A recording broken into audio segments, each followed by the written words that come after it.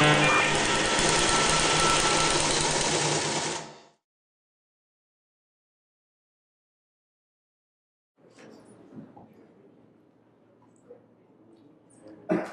a bit of good news, the victim of the kidnapping has shown back up. Little bootstracker. He is the lion who has returned from at whatever undisclosed location. That's it. Why hasn't he filed yet then? Where's the damn story? He's got some data to run through. Up next is Steve Waldman, and I think everybody in this room has seen and perused many a time the SEC report on the information needs of communities. And not only was that Steve's work, but he was so inspired by the possibilities that he saw that he's jumped back into the publishing game himself with being very aptly titled The Brooklyn Game. And he's going to share some of what he's learned along that way.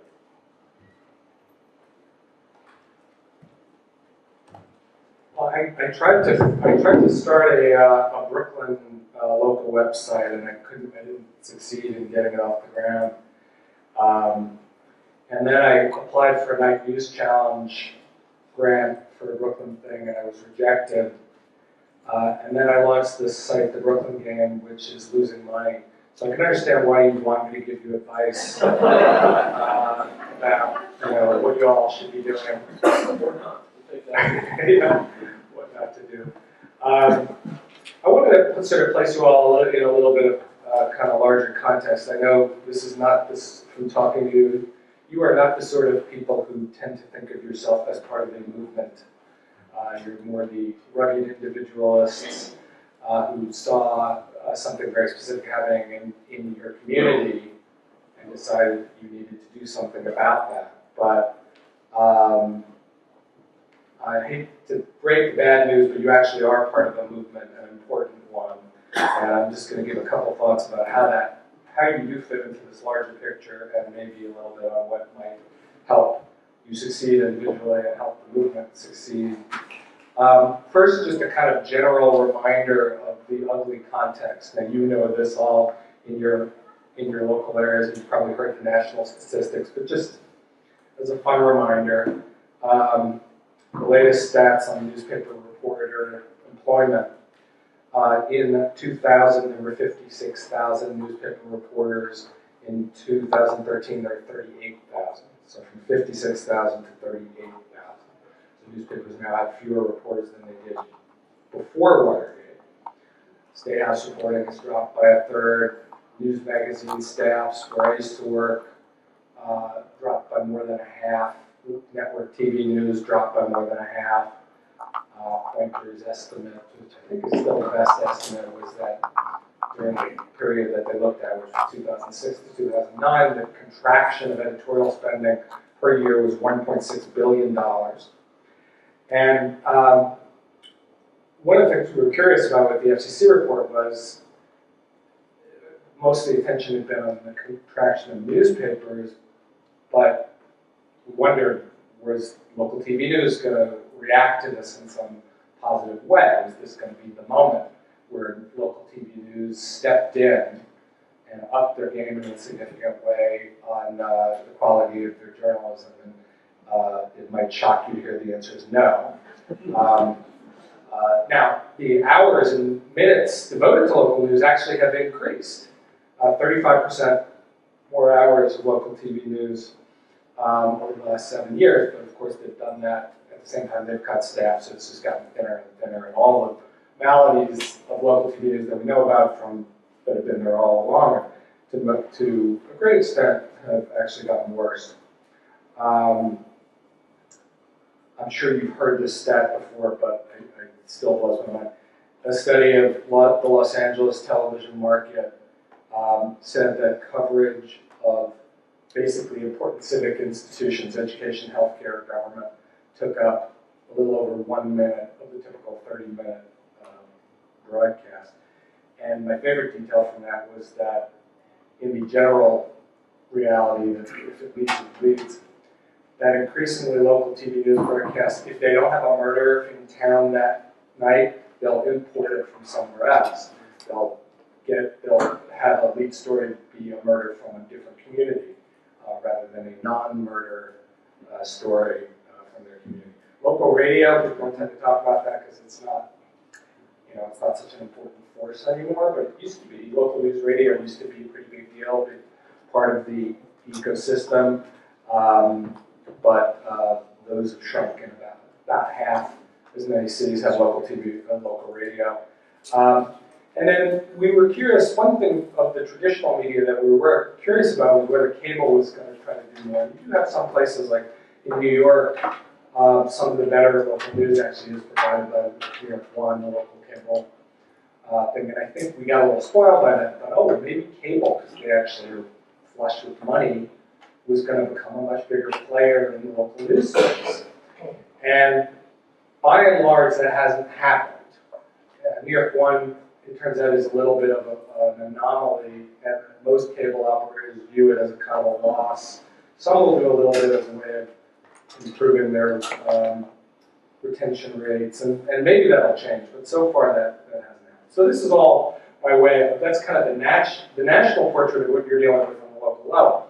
But the old media is contracting, and no one was filling the gap. So you all have tried to step in to fill the gap. And it's really extraordinary to me what you all have done. I sense and bask in as well the sort of joy that you seem to be expressing for having outlived Patch. And I think the kind of perseverance that you all have shown, and showing that these models can work, is really important. And I view it really as acts of patriotism. I mean, that's maybe not the first word that you all would think of to describe what you're doing, but I view it that way. Democracy is broken, or is breaking, and you are the ones who, often at cost to your own incomes and certainly mental health, have decided to do something about it. That's really extraordinary. Now, where I am a little pessimistic or feel like more needs to be done is on scale.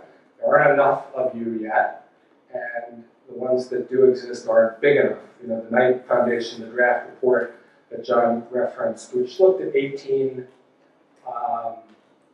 local sites, I guess those were nonprofits, said that together they were generating $35 million in revenue. And I think that's probably the 18 biggest.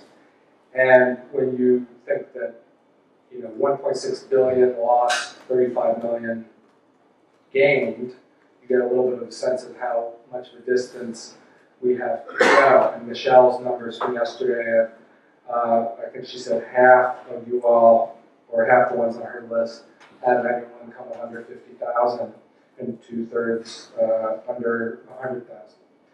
So we have a little bit of a ways to go. And what I wanted to talk mostly about, I have a couple of ideas that are sort of specific things that you can do. But I think you really, from these last 2 days, you've picked up a lot of good ideas. But I'm going to mention just a couple, and then I want to talk about some more collective ideas. On the specific things, one thing I just wanted to point out was that before I did the FCC, I started and ran a website called BeliefNet, which became the largest religion website in the country. And at our peak, we were serving about 15 million people a day through our newsletters and our websites. And one of the things that surprised me in hindsight, because I was kind of an accidental business person, I started as the editor and became the business person when no one else wanted to do it, is the percentage of our budget that went to editorial. At the point we were profitable, was about 35%. And as an editor, I've always pledged that, if I ever get my hands on a media operation, I'm going to put it all into the editorial process, to find myself actually having only 35% of the budget that I was accruing to be editorial was interesting to me. And yet the model worked. We were profitable and we were earning a lot of money. And it really taught me a lot about the need to invest in business functions. And this is probably pretty obvious to you, but it's hard trade-offs to make when you're coming back on editorial, but if you do it right, it's going to end up paying off with a more sustainable and larger future. And this is also a message that I say often to the foundation world, that it's kind of an anathema to them to fund, marketing and biz dev and stuff like that. They want to fund the fun stuff. They want to fund the programming and the editorial. And I think, they could do a world of good if they just started subsidizing the business operations of small local profits. Now, in terms of collective action, I think that there are probably some things that you all could do more of or think about that may help you in the long run. It's for all the problems with patch and these other sort of national cookie cutter type things, it is true that large corporations, public radio, public TV, have part of how they have succeeded is being intelligent about shared services, in effect, for lack of a better word. Meaning they focus their energies and their efforts on the things that really, really have to be local, and they try to spread the cost of other things. And there is a certain inherent duplication of effort in what you all are doing. Everyone is sort of starting over when they start something. Now you've already taken the first step by creating line, and the sort of sharing of information is probably the most important type of shared service that there is. But as you get a little bit older and solider in your financial situation, you may want to look at some more formal efforts to do around shared services. And an example is sort of what I think Dylan mentioned yesterday is the partnership with INN over Bible insurance. But when you think about it, they're probably, and you will know much better than I will, what are the things that you could actually benefit from having some shared efforts. But like we talked a little bit yesterday about phone apps. Very few of you have the spare cash to do a phone app, but you all would like to have a phone app. So there may be some market cloud in a group of you going to an app developer and saying, we'd like you to build an app shell, in effect, around a certain type of functionality that we all could use, and we would be able to stick our content in on a local basis and spread the cost over 20 or 30 different sites, or get a night grant or something like that. And there may be other things like that. I mean, everyone has their own community, has their own calendar tools. But when I was working on this Brooklyn site idea, I was sort of surprised at how poor the calendaring tools were. So, in terms of being social media friendly, having sponsorship opportunities, maybe that's changed in the last year, but that's that's the sort of thing where conceivably, if you get together around something, you could spread the cost and do it in a way that will have a large-scale benefit to people. So there's technical help, having a sort of traveling CTO, or someone was talking yesterday about having a kind of squad of WordPress developers or even a referral service. I think it would be a useful exercise if you haven't done it already to actually try to figure out what would a shared services wish list be, and it could be some things you can do yourself, meaning using the bargaining power of a collective that we're all going to buy this together, so we're going to get a better price. Some of it may be a grant application, maybe literally an application tonight or someone else saying, if you all were to do X, Y, and Z, it would help uplift all these different things. And I've actually made this pitch to any foundation who will ever listen, that they should fund shared services, and they shouldn't care if their shared services organization makes money. They should view it as a cost center the way corporations view, their legal department view a cost center. they should be judged on the basis of whether they help the rest of the field to thrive. And I don't know whether a whole new nonprofit needs to be created or whether this can all be done through some combination of INN and Lion or what. But I sort of feel like it's at the field is at the point where everyone could benefit from certain networking together. And it can be done in a very different way than I think it used to be. If this were a different era, if these were all commercial properties, you might have some local would do a roll-up, buy out all sorts of little sites and newspapers and try to get economies of scale out of that.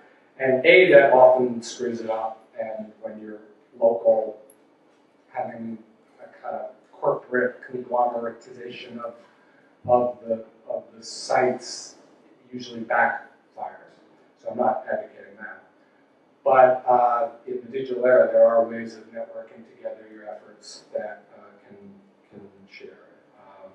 Around business development services, database projects. I mean, I'm sure some of you already have database projects. I'm sure you've heard some insane amount of the traffic that goes to Texas Tribune. I think it's over half goes to their database projects. But setting up a database project can be kind of intimidating and thing. So if there were a way of creating, some combination of expertise and technology that would make it easy for everyone to create simple database projects, maybe that would be good. So again, I don't really know what the specifics are, but I think through the combination of joint purchasing power and shared services that are done by an external entity, like Lion or INN or something else, you will enable, the field will be able to grow, you individually will be able to grow, and new players will be able to enter. If you look at the history of what happened with public radio and public TV, in that case, it was federal dollars that really helped. You had hundreds and hundreds of local radio and TV stations, but it wasn't until the Corporation for Public Broadcasting came along and started putting money out there that enabled shared costs that the field kind of exploded. And that's not going to happen, or should it, in this case. But some of the functions that that national institution played in helping these local entities are worth thinking about and worth seeing if there are newfound ways of achieving those same goals. A third area where some sort of collective, or viewing yourselves as a movement, may eventually come into play is as a content network. You probably have talked about that, but it was striking me. I'm working on another project right now that is trying to reinvent, in a really fundamental way, the obituary and other life milestones. And it's going to be all digital and storytelling and slideshows and this and that. But one of the points is that it would be a distributed model, and in part, that's because it sort of has to be that way. There aren't enough single destination sites that would cover the ground. But it's also because people are transient, and so you want to have, if someone lived a life, and they died in Brooklyn, but they lived in Cincinnati and they grew up in Pittsburgh, you're going to want to be able to place that content in the places that the person lived, just as one example. So how do you do that? You can do that through paid marketing. You can try to do that through social media. But then I was thinking, well, if Lion had in effect, a content network that would allow for its members to receive content from each other that was relevant to the locality. I don't know how that. I mean, maybe my example is the only one we can think of, but there may be ways that can be useful to everyone. This is somewhat the way the Associated Press grew up. Associated Press, I keep forgetting, is a nonprofit. It's cooperative. Think of it that way. And maybe as it gets more poorer and poorer, we'll start to think of it as a nonprofit cooperative again. But it's interesting to think that that was something that actually grew up as a need that the locals felt that they had as a way of passing around content and servicing each other. The last is not really a whole lot you can do about this, but it's just a pet peeve that I've been started haranguing whenever I'm talking to a group of funders, which has to do with needing to get both new players and more money into the philanthropic side. I actually do think that the nonprofit media sector probably needs to play a bigger role than it used to, that some of these gaps are not going to be filled by the commercial sector alone. And when you think about who's been doing that, it's like Knight and Pew and McCormick, and these are kind of the robber barons of the 19th century. The money came from Standard Oil and Carnegie Steel and things like that. And that's great that these gaps in the media sector are being plugged by the fortunes of the industrial era. But how about some of the fortunes of the digital era helping to play a role here? As a kind of a statistic, to give you a sense of what a big impact there could be, if you take Apple, Google, Verizon, and AT&T, 4 of the biggest winners of the digital economy, the profits, their profits since 2010 totaled $213 billion. So that's billion with a B, and that's not revenue, that's profit. So, or about 70 billion in a year.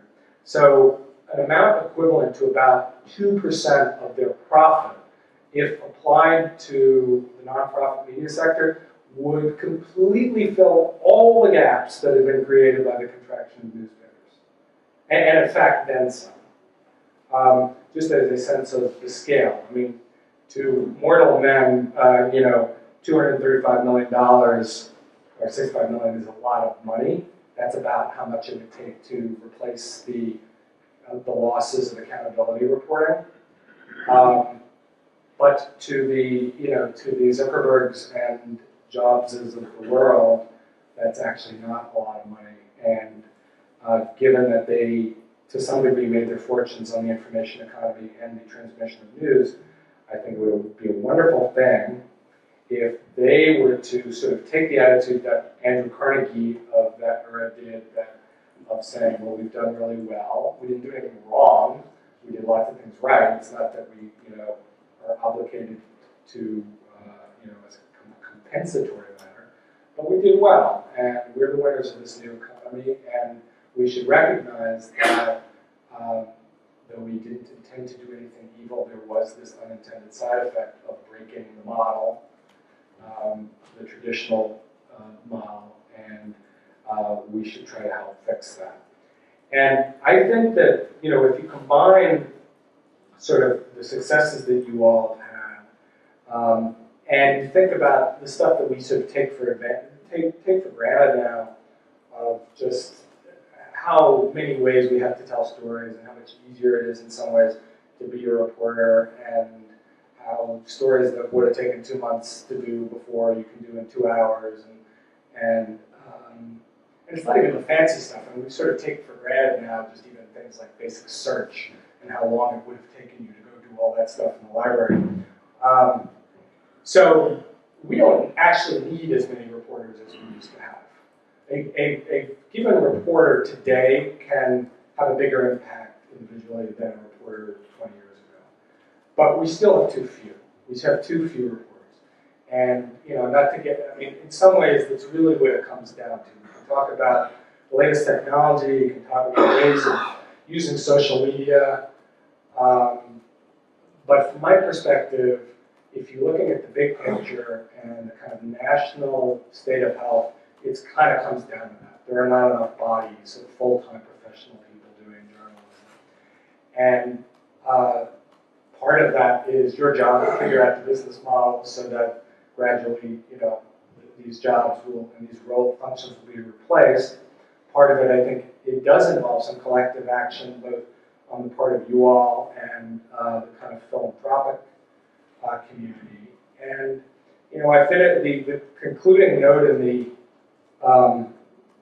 FCC report was this kind of dissonant thing where having just gone through this litany of woes, I concluded by saying, but if we solve this problem, we'll have the best media system we've ever had.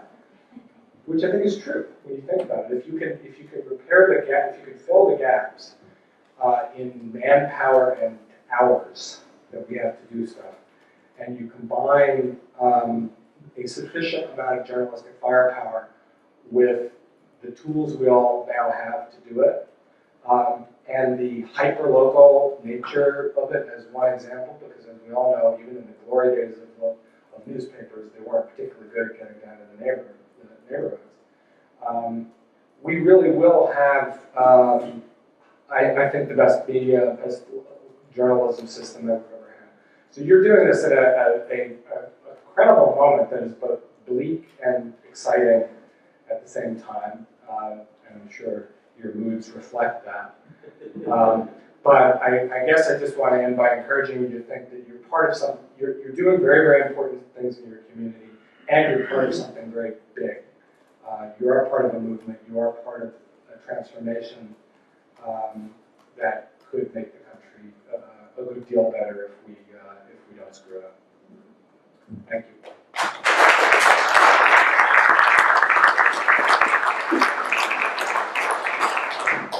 So we do have time. We've got a few minutes for questions and some conversation. So, where's the ball?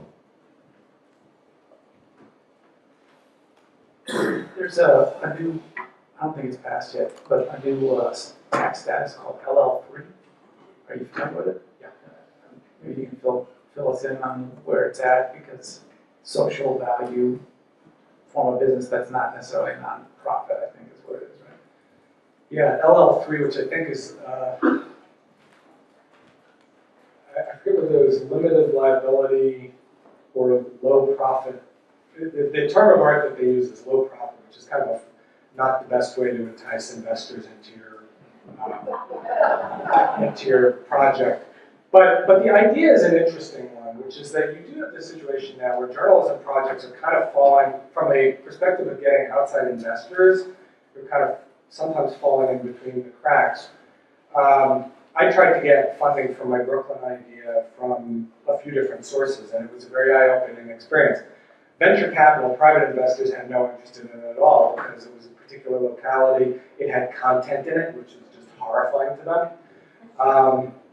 And it couldn't scale and be a great big national thing that would give them a 10x return on their money. They just want technology platforms. Philanthropists were like, well, this is a for-profit venture. We're still, iffy about that.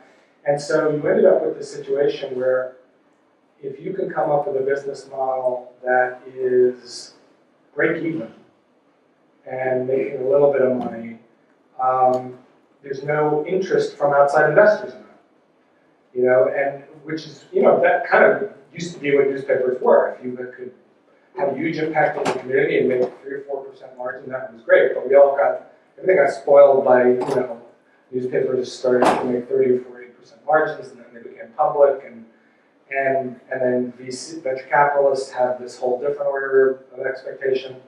So the idea behind the LLC, and it's kind of complicated, and I think largely hasn't taken off from what I've seen so far, but is to create a kind of corporate structure where you could be a break-even entity, and investors would be able to benefit from that in a little bit more. What LLC type stuff doesn't really solve is you still have to come up with a business model where you're generating, more revenues than your costs. So it doesn't solve the issues of having enough advertising and what you can charge for. But it might eventually help with the outside.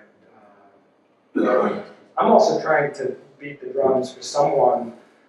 I don't even know who. I guess it's sort of some huge philanthropic entity to create a double bottom line fund for journalism. Double bottom line fund is a term that was sort of in vogue in the environmental space. Have any of you ever heard about double bottom line? It's in the environmental space. Starting about 10 years ago, people started to use this buzzword of double bottom line. This is mostly for for commercial investments. And it meant some kind of company that, you know, would have a good bottom line financially, it would not lose money, but it had a social bottom line. I mean, it was contributing something of civic importance to the community. Well, I mean, every one of you would fit the definition of a double bottom line investment, and yet there is no pool of capital like that right now for entities like that.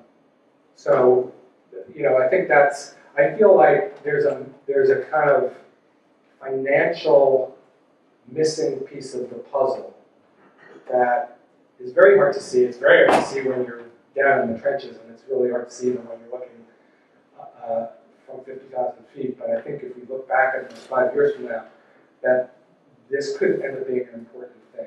When you look at the kind of history of how other media has developed, this is a piece that they have.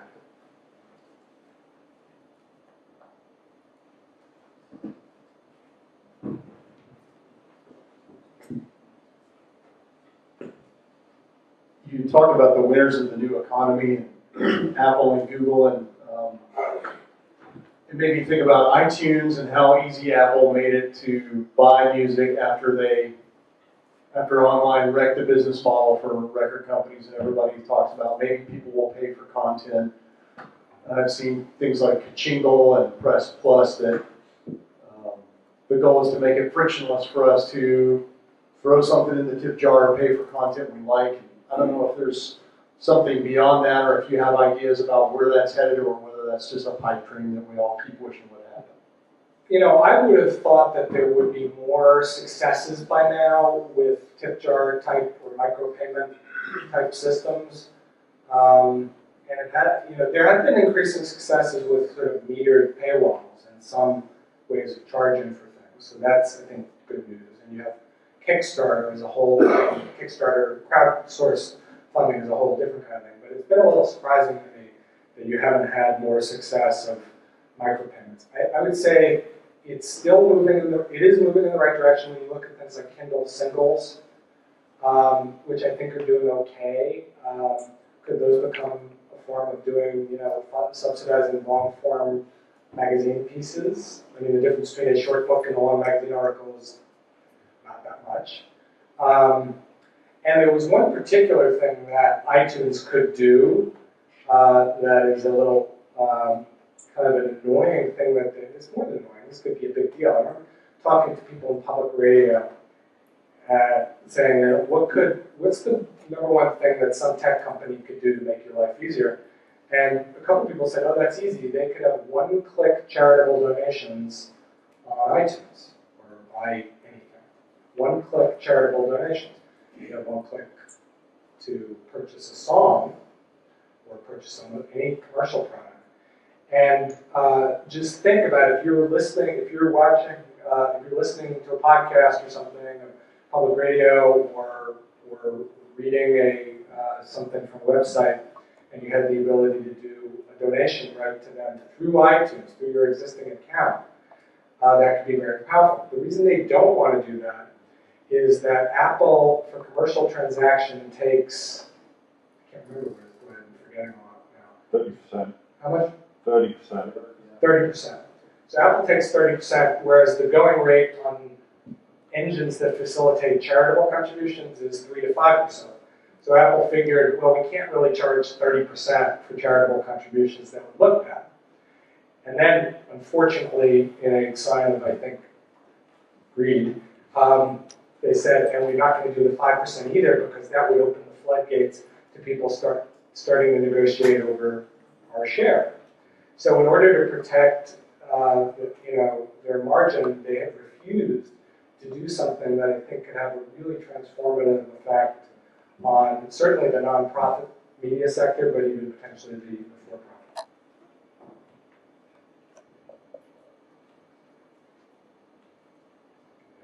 Anyone else? You've answered all of our questions. So okay. We're good to go. One last thing I want to mention related to nonprofit news organizations. This is probably one of, are any of you with nonprofits that are waiting on IRS approval? There was I worked on a project after the FCC with the Council on Foundations to try to address the issues of the IRS. And we issued a report with recommendations, and it is a really screwed up system, the way the IRS deals with media and journalism as a thing. And we were actually kind of afraid that when the scandal broke, the IRS scandal, that was going to mess it all up, that all our progress. But it may have had the opposite of effect, that we're now getting reports that approvals are suddenly going again from the IRS. They haven't actually changed the policy, the underlying policies, so that's bad news because they could easily swing back to the silly days. But for now, it looks like the IRS is loosening up again and going back to what they were kind of doing 4 or 5 years ago in being fairly liberal about the approvals of nonprofit journalism organizations. One last Fingers one. crossed. John Goodry with Oak Ridge today, and I wondered if you could elaborate on this content network idea. Have you thought about what it would take to make that work? And it seems like we would need more sites than we have now, and covering stories that might have, national interest maybe or regional interest.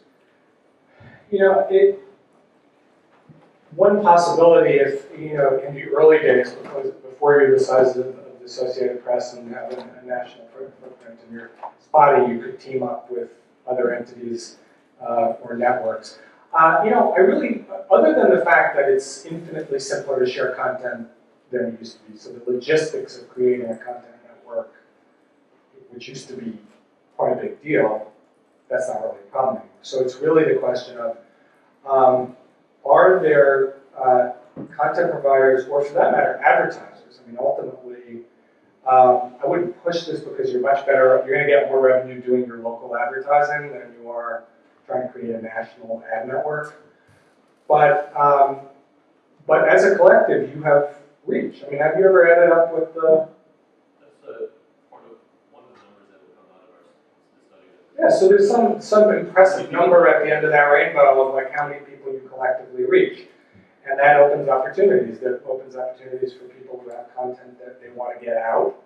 It opens opportunities for, I don't think this is the heart of your business model or content model, but there may be some local things that you do that will be of interest to other line people. So I guess the short answer is I haven't really thought about it that much. And in general, most of the ideas I threw out, I gave way too little thought before suggesting them. It's more, the one thing I feel more confident in saying is that you're at the stage of your development where brainstorming about shared services and sharing content, sharing expertise, sharing technology, and I know you've done this in the past, but you're at a scale now where you have it. And I also would be kind of brazen about it in terms of asking for money. It's the sort of thing, it was very clear from that conference that we were at, Knight and Pew, that other people were talking about this, and maybe the foundations will get that message, and you could put together a wish list proposal of, look, if we had a shared services organization that did X, Y, and Z thing, this would help all X hundred of our members to do better, and it will be the best money you've ever spent. One of the issues with us sharing content is just making sure it is actually relevant. Especially if you are on the hyper end of the hyper local, there aren't going to be that many stories you're going to want to pick up. I do more regional level stuff, so there are things that I pick up from a lot of the IMN members, Republican, CPI, and that kind of thing. But we have seen some great instances of people sharing stories. Howard Owens did a story about a baseball game and then realized that it was a University of Arizona baseball player who'd gotten his first pro hit in the minor leagues at this game. So he sent me the story. And a great photo, and I got quite a bit of readership out of that. And that was a story that nobody had. Right, and as I said, I was thinking about this with obits, where your primary venue is the place the person died, but the truth is they lived a whole bunch of other places, and in some cases a local might be interested in that. I think They have there's also family elsewhere as well. What's that? They might have a group of family members elsewhere too. Yeah, right. I think there's a revenue stream there. Another possibility is to work with places like ProPublica or Center for Investigative Reporting. They do all sorts of very interesting database things that are national projects but highly localizable. And they do that on purpose. They're trying to get people to create local stories. And it's a matter of one click. You just set the parameter and you have this great local story. To some extent, you may not need to be sharing. You just send out a note and then we'll say, hey, go over here and look at the new ProPublica thing. But there may be ways of taking things like that and doing a little extra work that would kind of splattercast, the latest ProPublica thing out in 150 versions. Especially for the big data stuff where somebody else has done the heavy lift. Yep. Pulling out what might be really relevant in your town if there's something that's in there. All right, one more.